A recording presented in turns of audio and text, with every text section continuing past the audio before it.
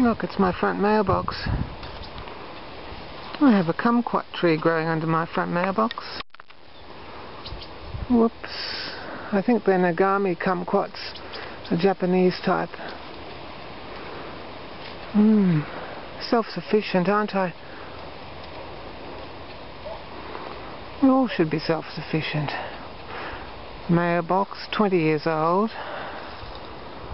Look how high the kumquats can go. Whoops. Can't reach.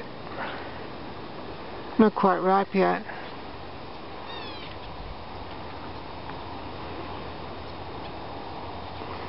I can hear a double-barred finch.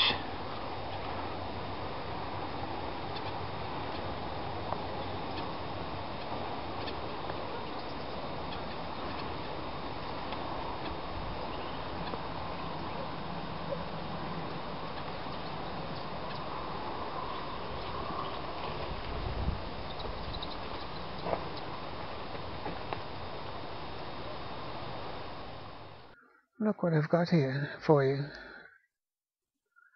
I've been picking kumquats. Yeah. Kumquats. Big juicy kumquats. They're from China. Well, these are called Nagami, I think. They're a long oval type. They're a sort of Japanese version. Probably they grew in Japan too anyway. They come from Asia. Citrus, of course. And the thing about kumquats is, well, they're only small. You can make them into marmalade or brandy kumquats, which is nice with ice cream. And the skins are so soft and lovely. I mean, the skins are, oh, they're beautiful. I mean, let's twist one off. The skins are so beautiful when you water them while they're growing. When they're fruiting, if you water them, they fill up and the skins swell, and they're beautiful for cake decorations.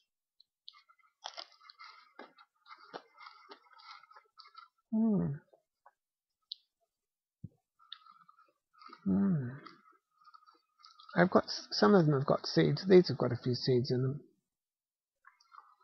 But the thing about them too is you can grow them indoors. I mean, if you've got a flat, say with a bay window, for example, you can grow them in your bay window. And when you move that flat, you can take them with you. I mean, you can get pots nowadays and with wheels on them and everything. And yes, I mean, in the northern hemisphere, they should bloom around. They should fruit around Christmas time, so you could use them as a Christmas tree. And marmalade. A good indoor way of, if you're in a high-rise, you can have a kumquat on your balcony. And what more can I say about them? Well, there's another. You can get a lime quat. If you like to do Indian cooking or Jamaican cookery, you could. If you can't afford a lime tree, and if you don't have access to a lime tree, get a lime quat. It's a kumquat crossed with a lime, and you can just, well, it's more greenish, of course, and it has a lime flavour, so you can use it where you need limes. You can use a lime quat. That's a very good idea. Yes, they're a bit sour when they're not ripe, but they get sweeter. These aren't fully ripe. To be fully ripe, they need a bit more sunshine, couple more weeks, maybe a couple of weeks more, a bit more water too. We can all be self-sufficient, you know. As the book Ishmael says, the Ishmael books tell you that some societies lock up the food. The civilized societies lock up the food. Once the food is locked up, they've got you then.